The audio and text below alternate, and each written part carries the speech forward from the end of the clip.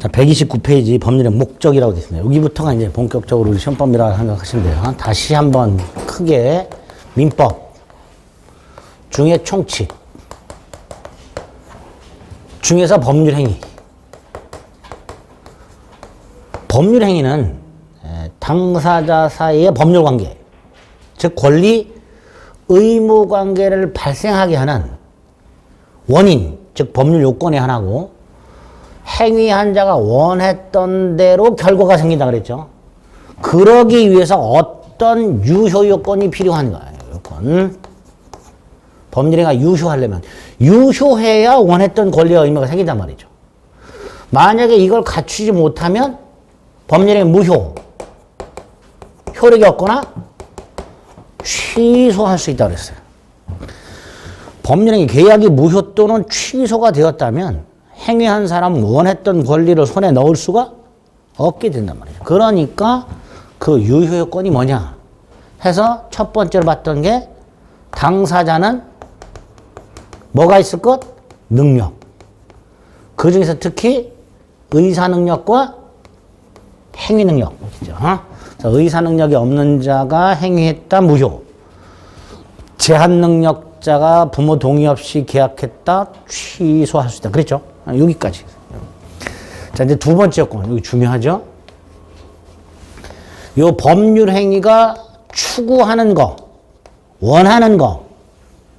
즉, 행위를 통해서 내가 취득하고자 하는 권리, 그에 대응되는 의무.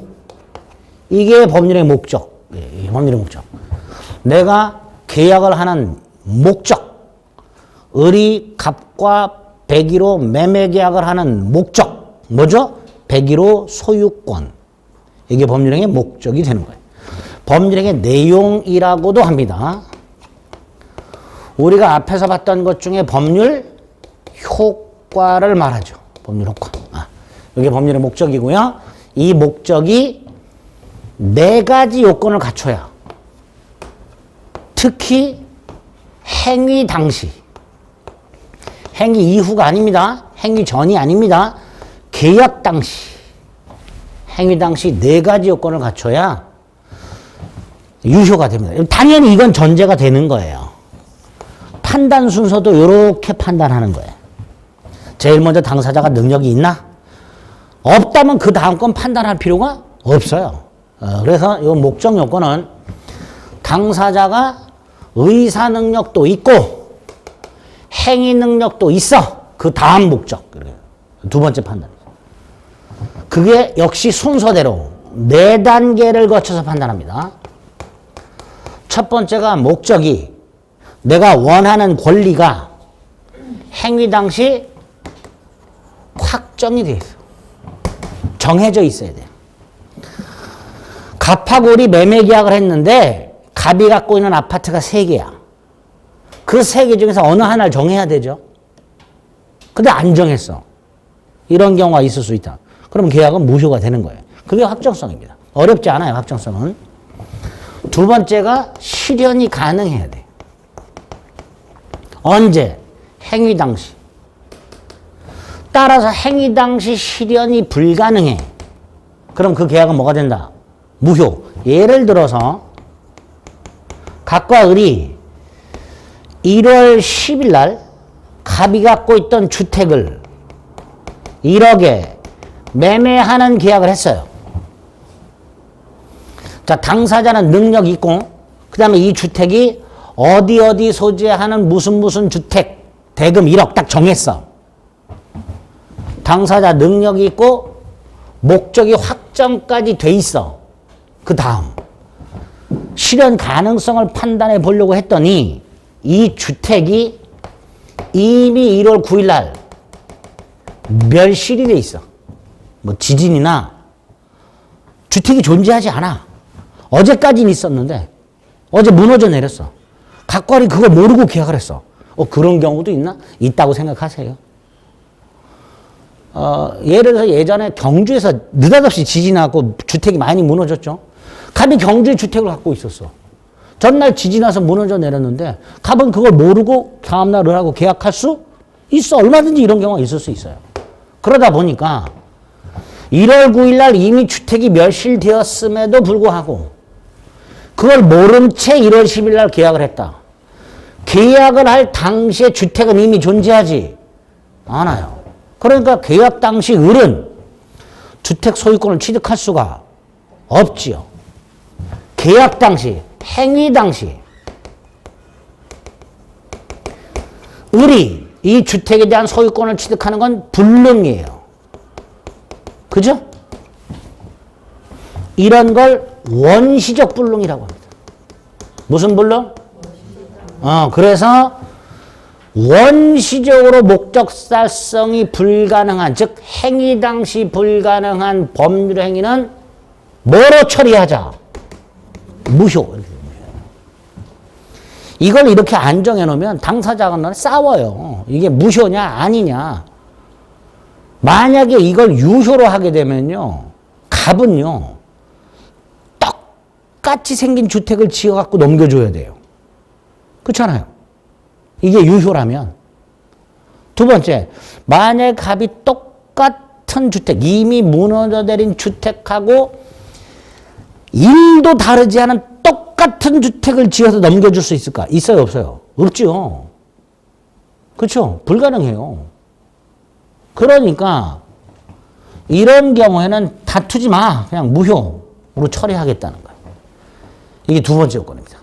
두 번째 요건에서는 행위 당시 가능해야 된다. 따라서 행위 당시 가능해야 되기 때문에 행위 당시 불가능하면 그 법률행위는 무효다. 그리고 이걸 뭐라고 부르자? 원시적 불능이라고 하자. 이것만 기억해 두시면 돼요. 이게 두 번째 요건이에요. 자, 세 번째 요건이 능력이 있고 확정돼 있고 주택이 멀쩡해.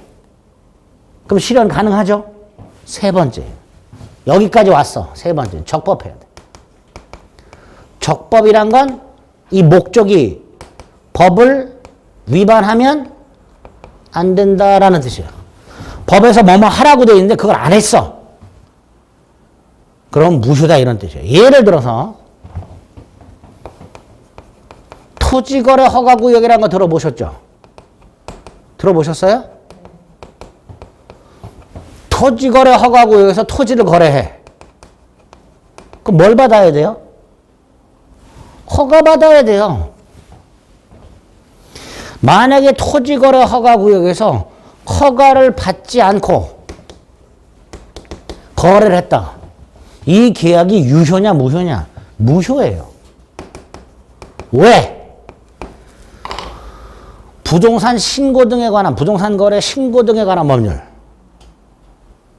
거기에 보면 부동산 거래할 때 신고 또는 허가를 받도록 되어 있는데 특히 허가의 경우에는 허가를 받지 않으면 무효로 하더라고요. 무효. 법에서 토지거래 허가구역을 정해놓고 이 토지거래 허가구역에서 토지를 거래하는 경우에는 반드시 관할관청의 허가를 받아라 이렇게 돼 있어요. 이게 법이에요. 부동산 신고, 거래 신고 등에 관한 법률에 정해져 있어요. 그런데 당사자가 법에서 허가를 받으라고 했는데 허가를 받지 않았으니까 법을 뭐 한 거예요? 위반했죠. 이걸 판단하는 게 뭐예요? 적법성입니다. 그래서 만약에 당사자의 법률 행위가 법을 위반하게 되면 무효로 하겠다. 그 기준이 되는 게 적법성이 됩니다. 그런데 여기서 끝나면 괜찮은데 여기서 조금 까다로운 개념이에요. 여기서도 이제 시험 문제 자주 출제가 되는데 이 법 크게 두 종류가 있어요.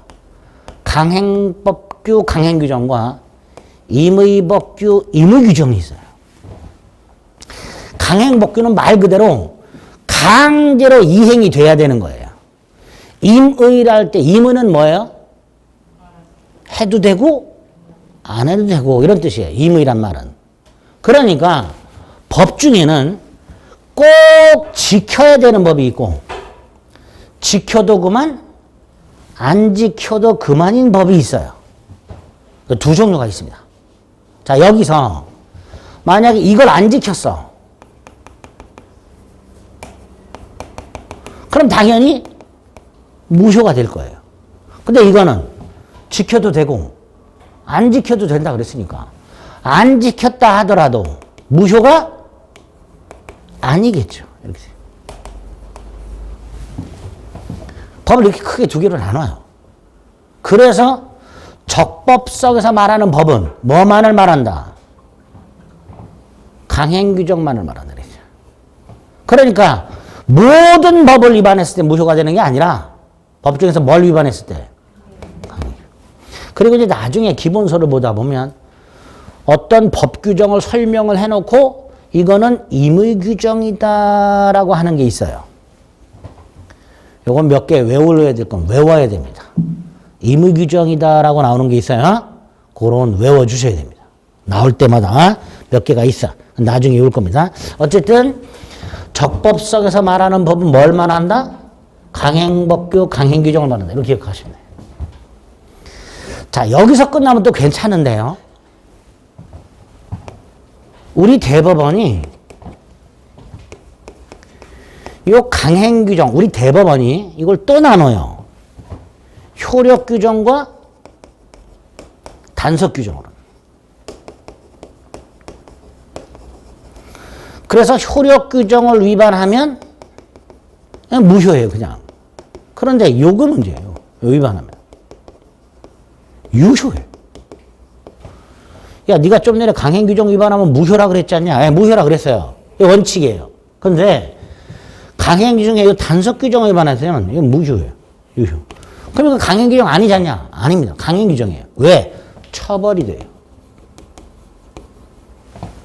이런 차이가 있어요. 임의규정과 다른 차이가 하나 있어요. 뭐? 처벌이 돼요. 처벌이 되니까 이거 지켜야 돼? 안 지켜도 돼요? 지켜야 되죠. 안 지키면 처벌받는데. 아, 난 처벌 받을래? 그럼 안 지켜도 돼. 안 지키면 처벌을 받으니까 이건 뭐야? 지켜라 이런 뜻이에요. 근데 어쨌든 강행규정을 이렇게 둘로 나누다 보니까 이렇게 말할 수 있죠. 강행규정을 위반하면 무효라 그랬죠. 근데 언제나 무효가 되는 것은 아니지요. 그러니까 원칙이고요. 원칙이 무효고요. 예외가 있을 수 있단 말이죠. 예외가. 이게 단속규정이라고 부르는 겁니다. 올해 42번이죠. 단속규정을 골라라. 이렇게. 나중에 강행규정과 임의규정 구별할 수 있어야 되고 두 번째 강행규정을 또다시 효력규정과 단속규정으로 구별할 수 있어야 돼요. 자, 대표적인 효력규정이 이거죠. 토지거래하고 위반하면 뭐라 했습니까? 무효. 그럼 요거 하나만 좀 기억합니다. 하나만 좀 이해를 해봅니다. 갑이 이렇게 땅을 팔아요.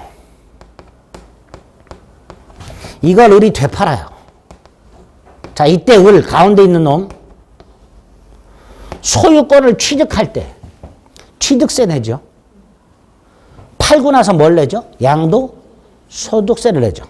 그러니까 부동산을 샀고 취득세. 그 다음에 등기해야 되니까 등록세. 팔았어? 양도 소득세를 냅니다. 그런데 얘가 이 세금을 떼먹고 싶어. 세금 내기 싫어. 그래서 무슨 짓거리를 하냐면 미등기 전매라는 걸 해요. 들어보셨죠? 미등기 전매라는 말 들어보셨어요? 안 들어봤어요? 아, 지금 들었잖아요. 지금 들었죠. 자, 일단 먼저 기억하실 게 첫 번째로 을이 소유권을 취득하려면요. 반드시 이 토지에 대한 소유권 이전 등기를 해야 돼요. 이 토지를 보면 부동산은 등기부라는 게 있어요. 등기라는 말은 들어보셨죠? 그 우체국 가서 등기 우편 보내는 거 말고요. 부동산에 관한 권리를 기록하는 게 등기예요.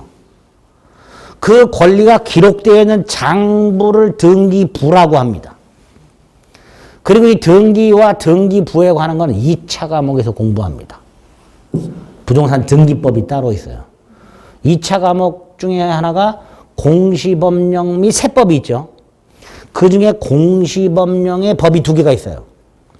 하나가 옛날에 지적법이라고 불렀던 공간정보에 관한 법률이 하나 있고요.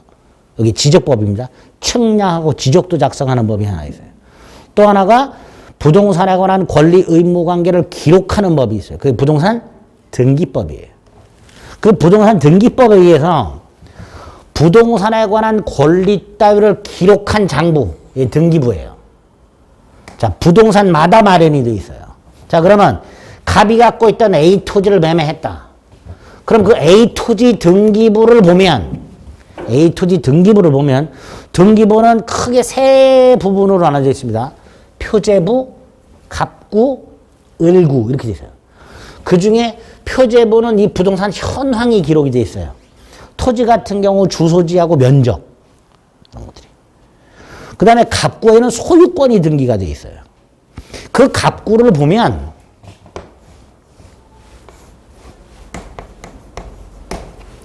소유권자가 누군지 등기가 돼 있어요. 갑으로. 근데 이걸 을이 샀죠. 자, 이때 을이 소유권을 취득하려면 반드시 등기를 이전받아야 돼요. 이걸 소유권 이전 등기라고 합니다. 이건 나중에 물권편 가서 봅니다. 우리 민법 186조에 의하면 매매계약 등 법률 행위로 인한 부동산 물권의 득실 변경은 등기를 해야 효력이 있다 이렇게 돼 있어요. 그러니까 을이 매매 등을 통해서 부동산에 관한 소유권을 취득하려면 반드시 이렇게 이전 등기를 받아야 돼요. 이 등기를 할 때 취득세 내고 등록세 냅니다. 등기소 가서 등기를 신청하기 전에 세금 납세 필증을 붙여야 등기 신청을 할 수가 있어요. 취득세, 등록세를 내요. 그 다음에 팔았죠? 팔았죠? 그럼 얘도 소유권을 취득하려면 뭐 해야 돼요? 등기를 넘겨받아야죠, 이렇게.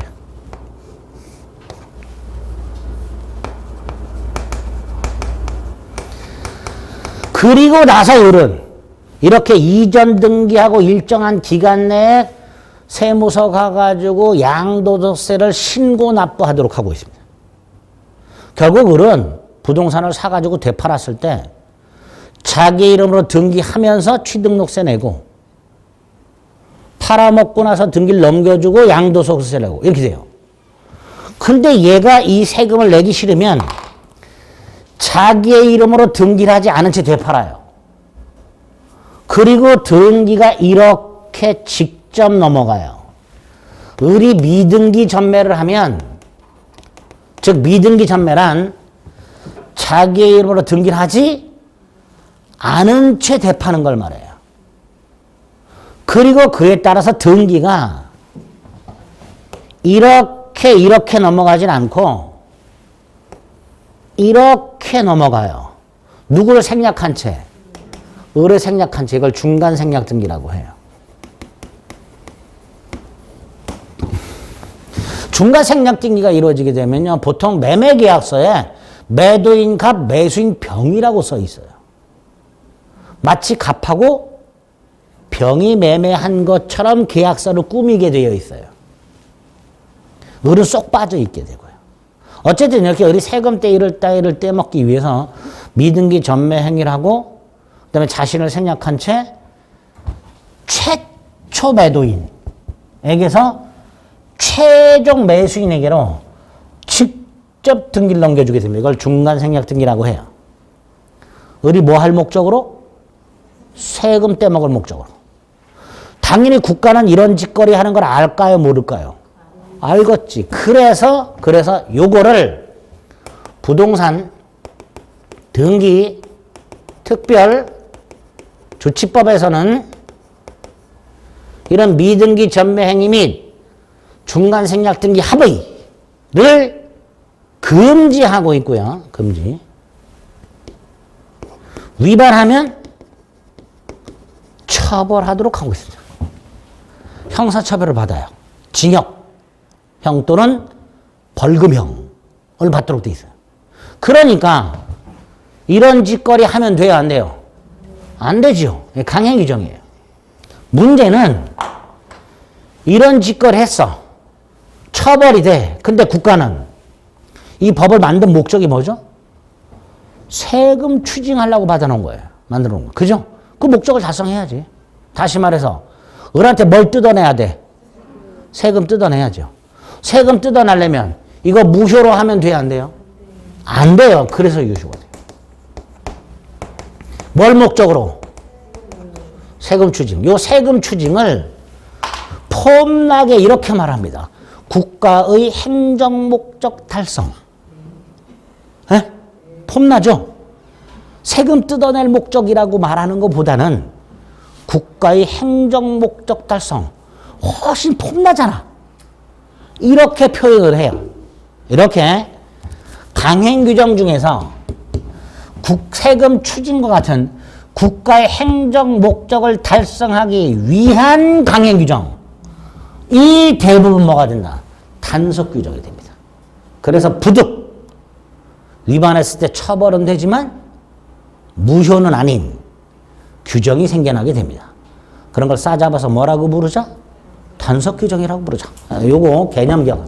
적법성에서는 이렇게 강행 규정, 임의 규정 구별과 강행 규정, 효력 규정, 단속 규정 구별과 단속 규정이 왜 나오게 됐는가 이해하시고 그 예를 하나 머릿속에 넣어두시면 돼요. 세 번째까지는 그렇게 어렵지 않아요. 129페이지.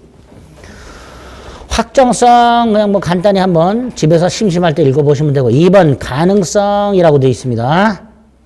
법률의 목적은 실현이 가능해야 된다. 실현이 불가능한 경우에는 무효다라고 되어 있죠. 그죠? 그렇게만 되어 있어요. 여기서 무효라는 건 무슨 불능만을 말한다? 원시적 불능. 이것만 생각하시면 돼요. 그럼 생각해 보세요. 1월 10일 날 주택 매매 계약을 했는데 주택이 15일 날 멸실됐어. 이건 원시적 불능이 아니죠. 그건 유효한 거예요, 그거는. 그러니까 원시적 불능만 무효가 된다. 그 다음에 3번 적법성. 의, 법률의 내용은 적법해야 된다. 따라서 사회 질서와 관계가 있는 규정. 이게 뭐예요? 이게 강행 규정이야. 사회 질서를 지키기 위한 규정. 그 강행 규정에 위반한 법률이 뭐가 된다? 무효다. 무효다. 반면에 임의 규정은 사회 질서와 관계가 없다. 따라서 당사자 의사에 의하여 그 적용을 배제할 수 있다라고 돼 있죠. 이게 무슨 뜻이에요? 안 지켜도 된다 이런 뜻이에요. 법률의 적용을 배제할 수 있다라는 말 앞으로 많이 쓰게 됩니다. 안 지켜도 된다 이런 뜻이에요. 그 임의 규정이. 반면에 이번에 강행 규정이 또다시 나뉘어져 있어요. 효력 규정과 단속 규정. 중에 동그라미 1번. 강행법 규정, 효력 규정은 무효화시키는 규정이라고 되어 있죠. 대표적으로 두 번째 줄 부동산 거래 신고 등에 관한 법률에 토지 거래 허가가 있다. 이런 것들이 대표적인 효력 규정이에요. 반면에 한 장을 넘기면 강행 규정 중 단속 규정이라고 국가가 일정한 행위를 단속할 목적, 세금 떼먹는 것 따위를 단속할 목적, 조금 이렇게 우아하게 표현하면 국가의 행정 목적 달성을 위한 규정. 그런 규정들은 단속 규정이고 두 번째 줄 위반할 경우 처벌은 받지만 무효는 아니라 그랬죠. 자, 무효는 아니다 그러면 될 거를 그 행위 자체의 사법상 효력에는 영향을 미치지 않는다. 멋있죠? 예? 무효가 아니다 그러면 될 거를 조금 더 멋있게 표현합니다. 그 행위의 효력에는 영향을 미치지 않는다. 앞으로 이 표현도 무지하게 보게 됩니다. 뭐뭐에 영향을 미치지 않는다 라는 표현도 많이 보게 됩니다. 네 번째 줄 부동산 등기 특별조치법상 금지되는 중간생략 등기 이런 것들이 단속 규정에 됩니다. 됐죠? 이렇게 이제 세 가지 요건을 판단하는 거야. 자, 그 다음 마지막. 이게 중요하죠. 네 번째 거. 목적의 사회적 타당성.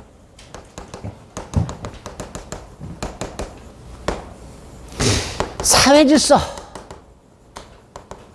라고 생각하시면 돼요. 사회 질서를 지키기 위해서, 사회 질서를 지키기 위해서 따로 법을 만들어 놓은 게 뭐예요?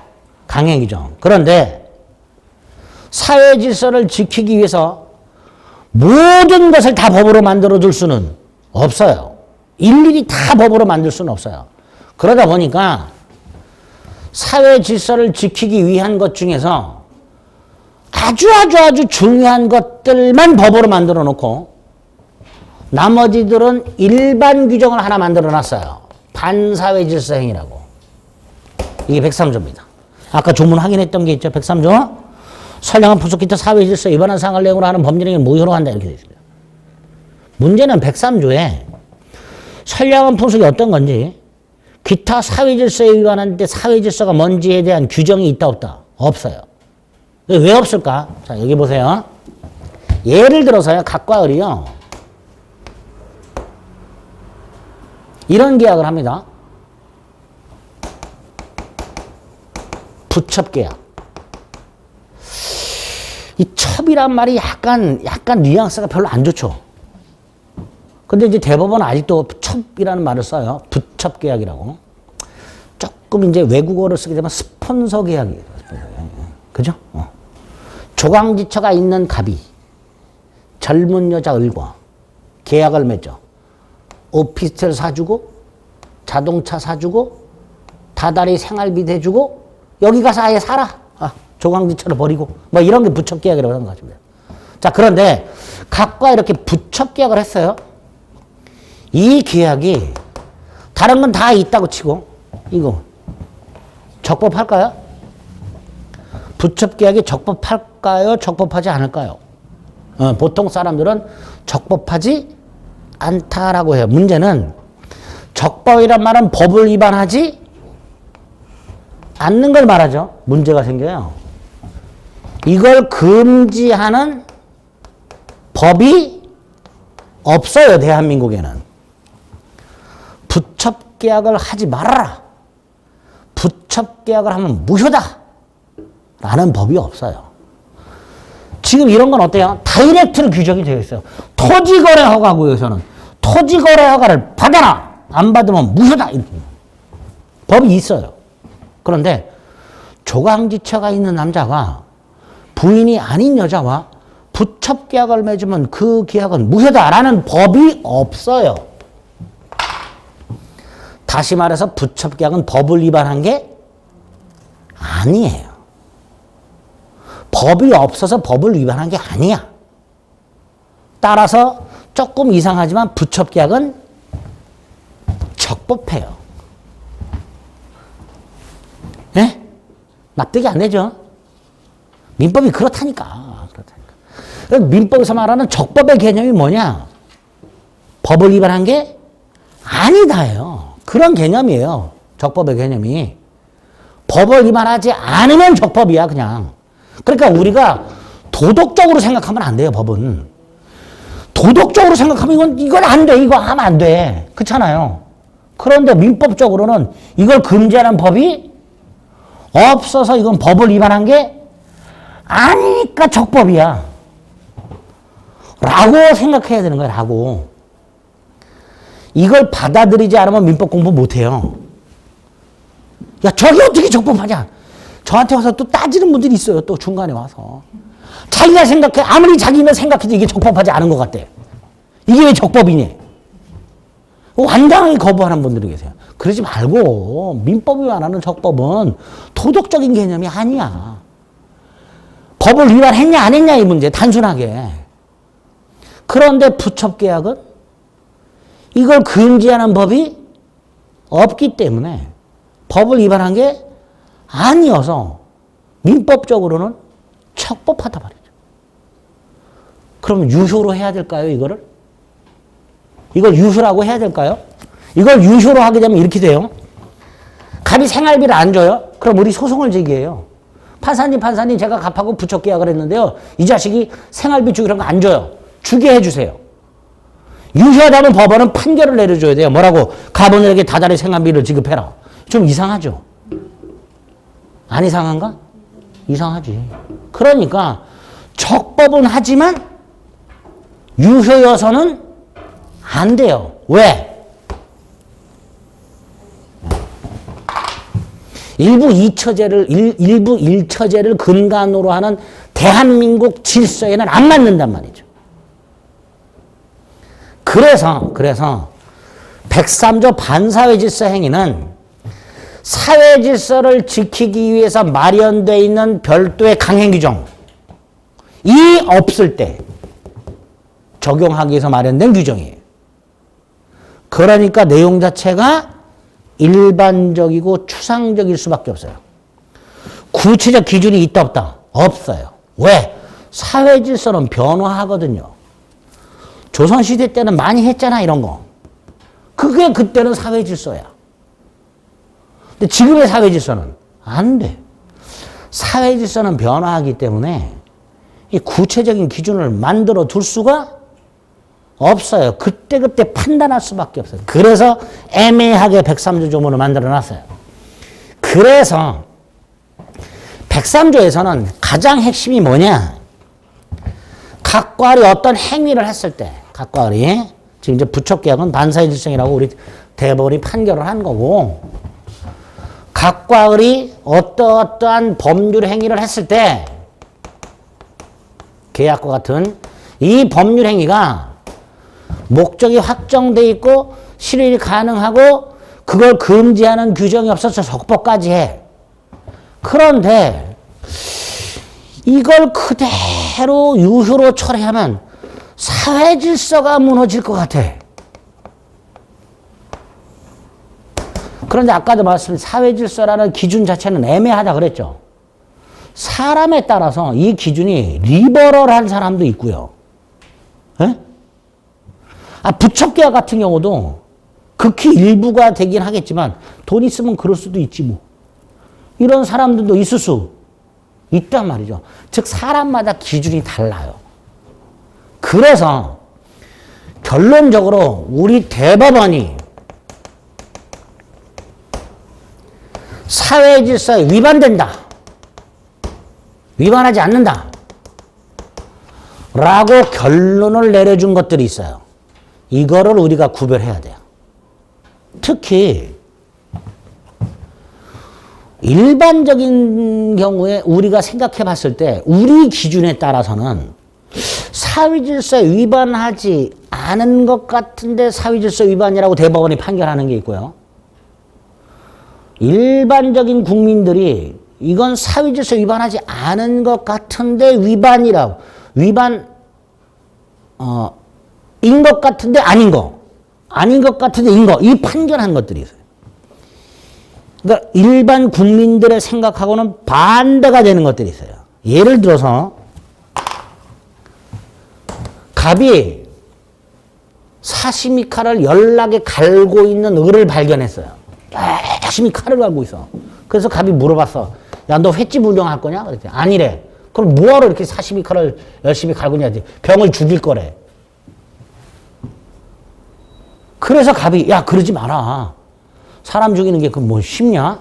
내가 1억을 줄 테니 죽이지 말아라. 갑이 을에게 범죄 행위를 하지 마라. 대신 내가 1억을 줄게. 그래서 을이 오케이 했어요. 그래서 을이 갑으로부터 1억을 받기로 하고 벽을 죽이려는 계획을 중단했어. 이때 이 갑과 을의 계약. 을이 범죄 행위를 하지 않을 것을 조건으로 하는 1억 증여 계약. 이거 반사회 질서 행위일까요? 아닐까요? 이거 사회 질서에 위반돼요? 안 돼요? 이 계약. 에? 위반돼요. 사람들은 이렇게 생각합니다. 야, 그 사람 죽이려는 애를 돈을 줘서까지 막았으니까, 에? 범죄행위 저지르는 걸 막았으니까 괜찮은 거 아니냐라고 생각할 수 있겠지만 대법원은 생각이 달라요. 사람 죽이려고 계약하는 놈을 발견했으면 경찰에 신고해야지. 그걸 돈 주고 네가 막냐. 이런 취지. 그러니까 이런 건 반사회 질서 행위다 이렇게 돼요. 반면에 갑이 땅이 하나 있는데요. 을이 칼을 가가지고 협박을 해요. 도장 찍어 이 자식아. 내놔 이 자식아. 을이 협박을 했고 갑의 재산을 뺏었어요. 이거 반사회 질서 행위일까요? 아닐까요? 예? 아니 쉽게 생각하세요. 삥 뜯었어. 길을 가다 보니까 골목길에서 애들이 시커먼 애들한테 둘러싸여갖고 돈을 뺏기고 있어. 그 반사회 질서 행위일까요? 아닐까요? 반사회 질서 행위 같죠? 아니에요.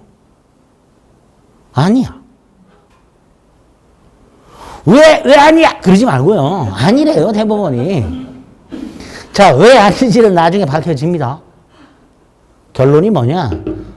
103조에서는요, 이렇게 당사자가 저지른 행위가 내 기준이 아니라 대법원에 할 때 반사의 질서 행위냐 아니냐 이거 구별하는 거 이게 핵심이에요. 거의 매년 나와요. 나중에 판례를 되도록 많이 알아두셔야 돼요. 그것만 머릿속에 생각하세요. 103조는 법령의 목적이 확정돼 있고 실현이 가능하고 설령 법을 위반하진 않았다 하더라도 사회 질서를 지키기 위해서 최후 보호로 마련되어 있는 규정이다. 103조. 반사의 질서행위라고. 다만 이 103조에서는 선량한 풍속이라든가 반사회 질서행위가 어떤 것인지에 대한 구체적 기준이 없고 그때그때 달라지기 때문에 결론적으로 당사자의 행위 중에서 당사자가 아닌 대법원이 반사의 질서 행위다 아니다 라고 한 것들을 되도록 많이 구별해 놔야 된다. 그리고 오늘 지금 예를 들었던 거 법률 범죄 행위를 하지 않을 것을 조건으로 돈을 주는 거 반사회 질서 행위 다. 협박을 해서 재산을 뺏는 거 반사회 질서 행위 아니다. 대법원. 이거는 나중에 나옵니다. 이건 취소할 수 있도록 해놨어요. 뭐 할 수 있도록 해놨다고요? 취소. 그러니까 무효가 아니에요. 반사회 질서가 아니야. 취소할 수 있다고 해놨어요. 그래서 이런 기준에 따라 반사회 질서 행위 인과 아닌 것들 구별해야 되는데 130페이지에 그렇게 나와 있죠. 조문 밑에 보면 양가로 이번에 사회질서 위반인 행위들이 쫙 나와 있죠. 이게 대법원 판례들이에요. 뭐 지금 볼 필요는 없고요. 조심해야 되겠구나 이런 것들은.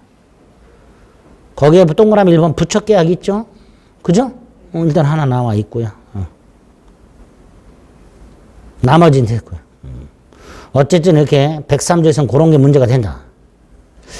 그 다음에 오른쪽에 보면요. 3번에 동그라미 2번.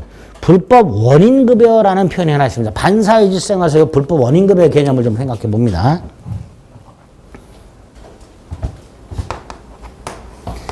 각과 을이 매매를 했는데요. 이 매매가 무효예요. 문제는 을이 대금을 지급했어요.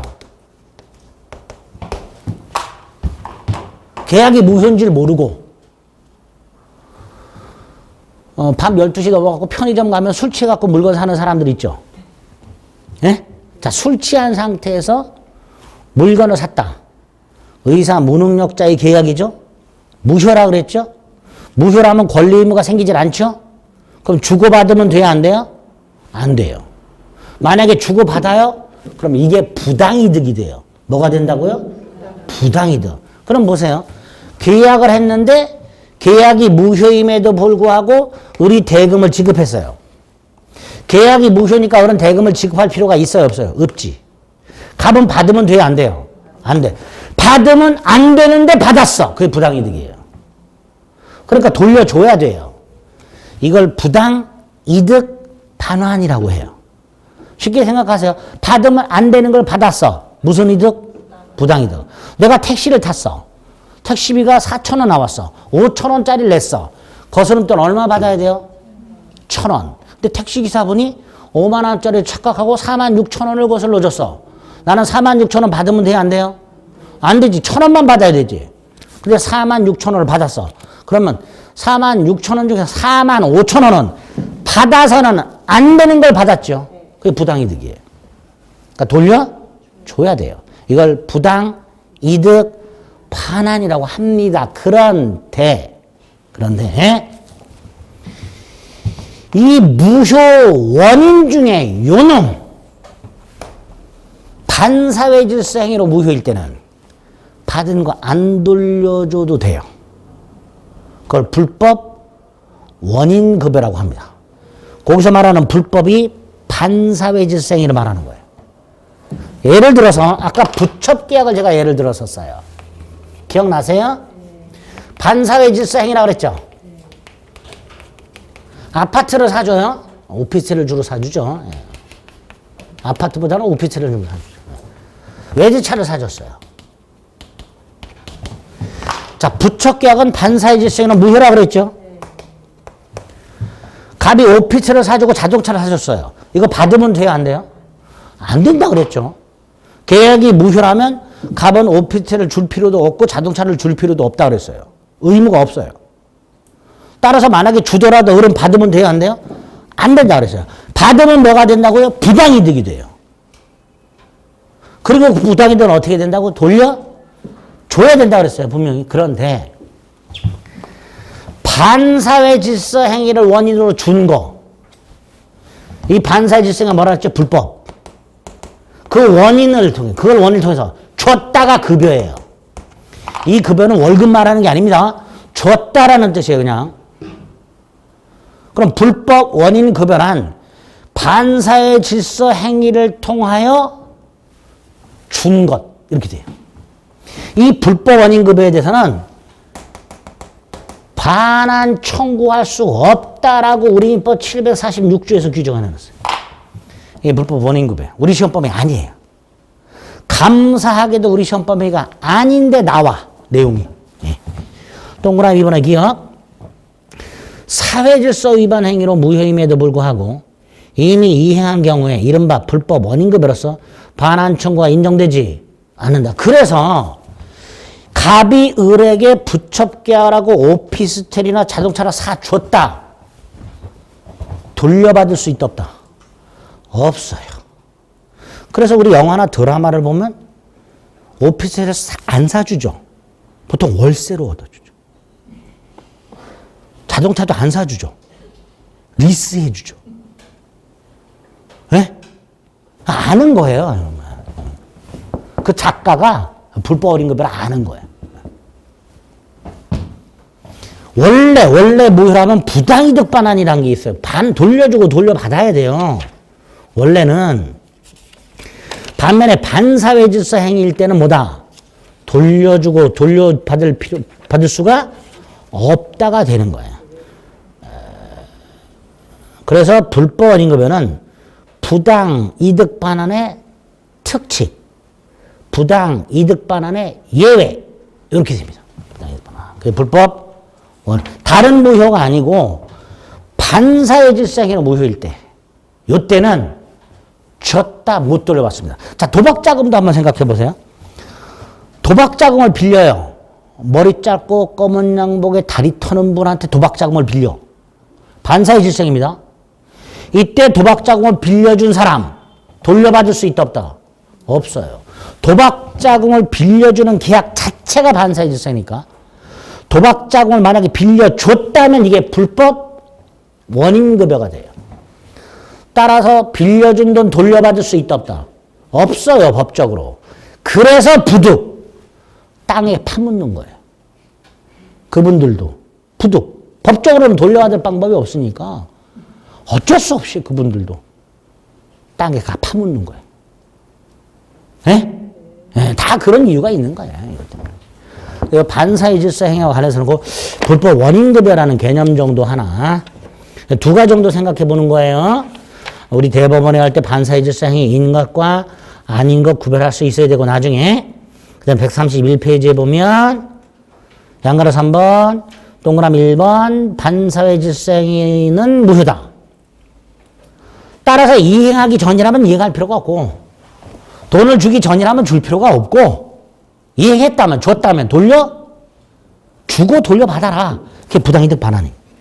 다만 그 법률행위가 103조 위반으로 무효가 됐을 때는 부당이득 반환 특칙으로서 뭐가 적용된다? 불법 원인급여가 적용된다. 그래서 2번의 기억. 불법 원인급여로서 반환 청구가 인정되지 않는다. 그죠? 그렇게 불법 원인급여 개념까지를 확인해 주시면 되겠습니다. 됐죠? 자, 이게 103조고요. 그 다음에 이 반사회 질서 행위 중에서 따로 조문 하나 빼서 나오고 있는 게 104조 불공정한 행위라고.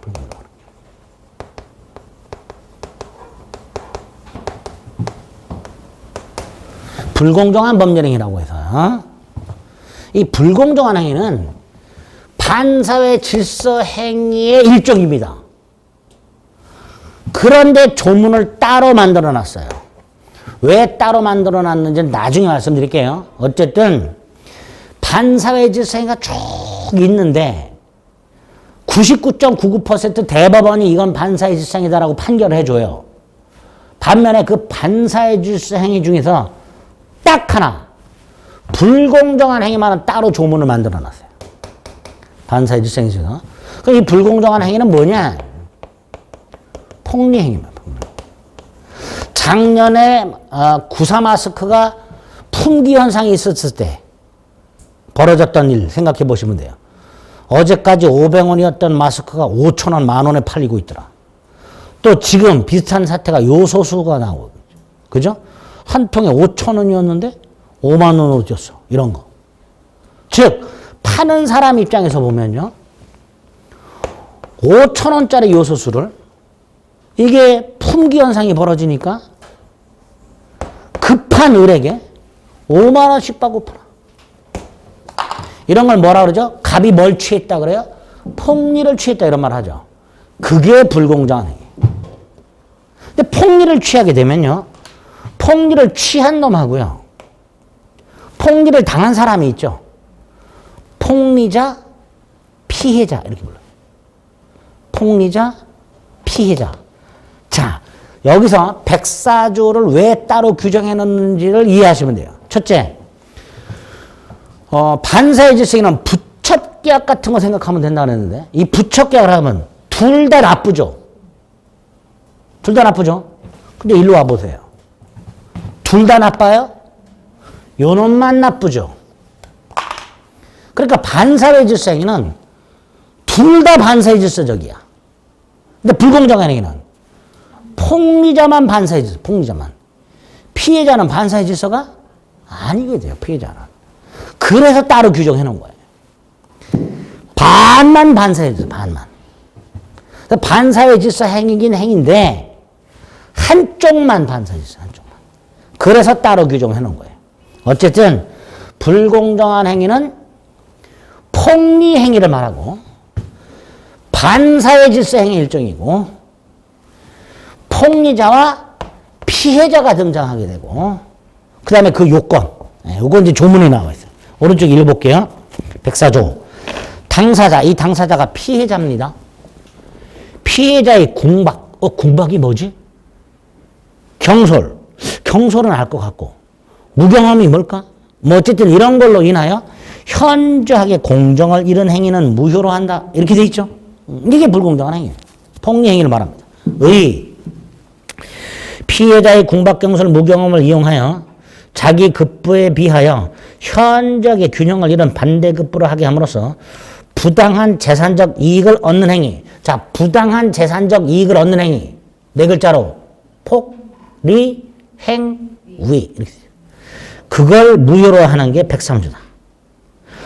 104조는 103조와 독립적인 것이 아니고 반사회 행위의 하나의 예시에 지나지 않는다. 반사회 질서 행위는 행위인데 한쪽만 반사회 질서 행위니까 따로 조문을 뽑아놨을 뿐이다.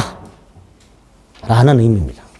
그리고 요건이 다음 페이지에 보면 객관적 요건, 주관적 요건이 필요합니다. 자, 객관적 요건은 뭐예요? 주고받은 게 현저하게 균형을 이뤄야 되죠. 5,000원짜리 요소수를 주고 5만 원을 받았어요. 10배가 차이가 나. 이런 게 현저한 불균형이 되는 거예요. 그 다음 주관적 요건으로 궁박경솔 무경험을 알고 이용한다가 돼 있고 2번, 3번, 4번이 아까 조문에 봤던 궁박경솔 무경험을 말하는 겁니다. 자, 여기서 궁박의 개념 정도만 기억하시면 궁박이 뭘까요? 심하게 쫓기는 거 말합니다. 지금 이 사람은 디젤 트럭을 운전하는 사람인데 요소수가 다 떨어져 가. 똥끝이 타죠. 똥끝이 탄다가 궁박이에요. 심하게 쫓기는 거. 폼나게 급박한 곤궁이라고 말을 해요. 폼나죠? 우린 폼 필요 없어. 똥끝이 탄다 그러면. 그게 궁박이야.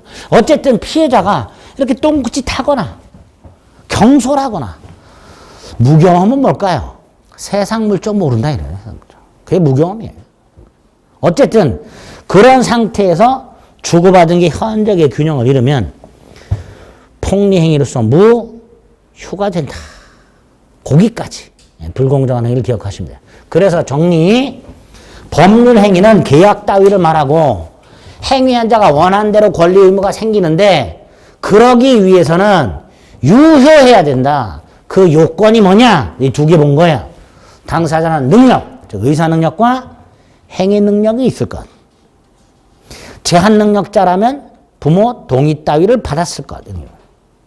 그리고 목적이 행위 당시 확정돼 있고 행위 당시 실행이 가능해야 되고 행위 당시 법을 위반해서 안 되고 행위 당시 사회 질서를 위반하면 안 되고 그 사회 질서와 관련해서 불공정한 행위가 따로 마련돼 있다. 이렇게 뼈대를 잡아두시면 됩니다. 아시겠죠? 그래서 이런 걸 모두 갖췄을 때 유효하다. 이렇게 돼요. 두 번째 요건. 세 번째 요건이 있어요. 이것도 중요한데 이건 잠시 쉬었다 보겠습니다.